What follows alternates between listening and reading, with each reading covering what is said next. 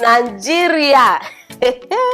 Nigeria man don't collapse, so I dey sure say many of una don't hear the matter. For una we no know, now the former chairman of Defunct Pension Reform Task Force, now him be that, and they say in collapse based on the 2 billion naira where they say in thief. So they can't call am for court, say make he come answer a name. And this thing happen for Abuja. Yes, the Federal High Court of Abuja, now there the thing happen. They can't call and say, okay, we can't answer. The man come as they give a question. As they give a question, and so before we know him, this man just collapse. According to them, he say he faint. I beg. For now, we no know wetin dey sup. Watch the video. So they can meet them. You have to Contact this court security. Let them direct you to the medical section. You can call the judge. Doctor to come and check. Yeah. Wahala for who no sabi collapse o. Double wahala for dead body. My people, una see am? Abi una no watch that video? Una see how the even dey ground like say he dey pray. Politician, Nigeria politician.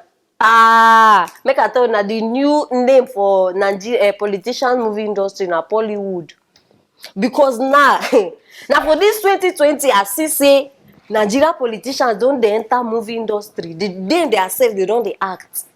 I dey tell you now, imagine this man now, and this thing no be even now start oh. For he start from NDDC, one thief like that. Now he start this technique, and now this man don't come follow am.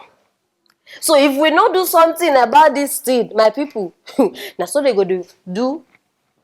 I follow, you follow, I follow. The next case where they go call person for court now, no they shocked. You go hear say another person don't faint. If I be court person, see, make una put guys. No be those people wey never chop o. People wey dey chop correct egba, apple. Put them there for court. Now then go dey in charge of slapping. Any court case wey happen wey person faint, make they just dey give them slap.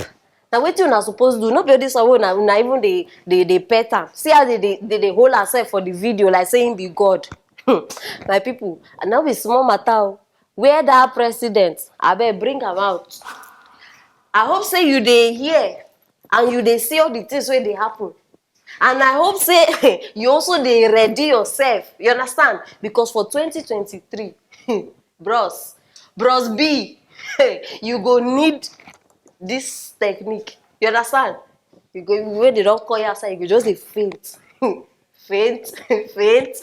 No worry. By day self, they don't bring all those men.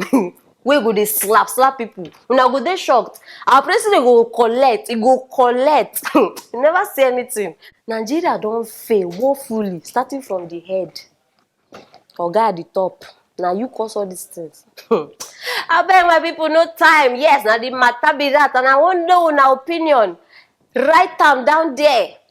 Wait till you think say suppose happen. Any matter we I discuss, put them there. You understand? And don't forget, subscribe, click on the notification bell, share this video, make it go viral, make everybody know what they happen for Aproko show, and like it if you enjoyed it. Yes, I will see you later. My people, another matter wey happen for Kenya don't come una door again. Yes, this one na secondary school wey dey Kenya, and the school girls now don't come outside come dey protest. Because according to them, they say people they rape them and nobody they do anything about them. And even the principal, they are aware, they very much aware, but she still they threaten them, say they must not talk and the matter must not go outside. And as I talk to now, this matter don't happen before, where eight of her students carry belle, where Ministry of Education even come the question am. Now so they settle matter until they come readmit them again. Yes, my people, well, before I continue, I beg I won't make you now watch these children where they talk about. See the video by yourself. Wapi ametaka kuchukua letter of good conduct, anataka kwa principal of the year. Si atuonyeshe tu vizuri kwa principal of the year, si kutuacha hapa hivi ati ana protect reputation ya shule yake, anasema jina yake kwa covered in the name of the blood of Jesus. Hiyo ni nini? Ana threaten ma witness, anawaambia wakisema kitu atawapeleka jela.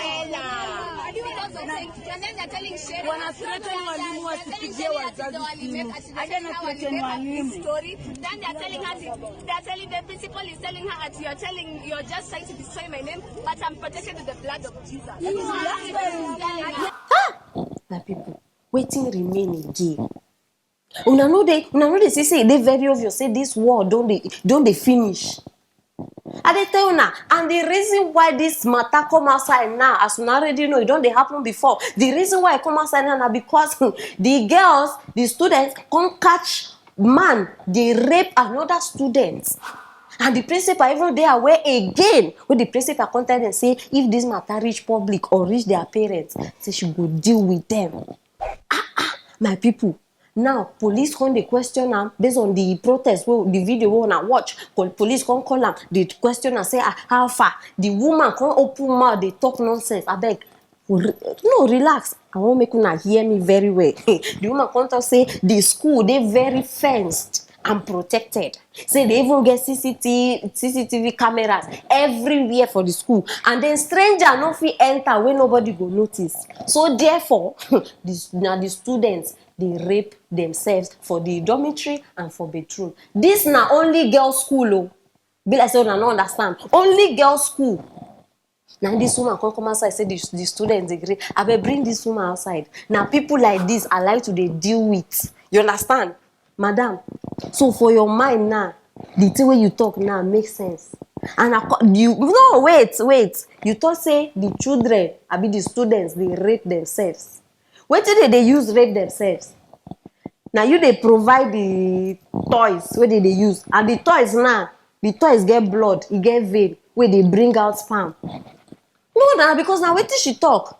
Say they do them by themselves. I no go dey surprised. Say this woman they do all these things when she dey very young. Now she dey try pass am to all these younger ones. My people, no be small matter. It is this thing na big disgrace. Make person of this age come outside, come talk this kind of thing. Serious disgrace. Now why as parents, my people, una suppose dey very careful the kind school where una dey put una children. Una suppose find out first because nowadays things they happen for this world. You suppose dey careful before you don't go know now. You don't go train lesbian for school. You say na business admin she go read. Una suppose dey very careful. So if I be you, before I go put my child for school, I go find out, go to school, ask questions. Imagine this kind of school now. No, just imagine how those students will come outside. And government, I beg, Kenya government, I beg you, do something about this case. Let this woman no go free. If not, the next case will go happen. It will be times 10 of this one we dey talk about. I be my people waiting I think. I still want to know my opinion. What you think is supposed to happen to this woman and the school itself? And the people where she they cover because now the rapist she know them. For her to do all those things, like they say she know the people. So what is supposed to happen? Drop am for the comment section. This matter now, me and you get out. And if you never subscribe, I dey beg. Now beg, I dey beg. You understand? No send me go back to my village. Subscribe. Share this video, make it go viral. And click on that like button too. They're very, very important. I will see you later.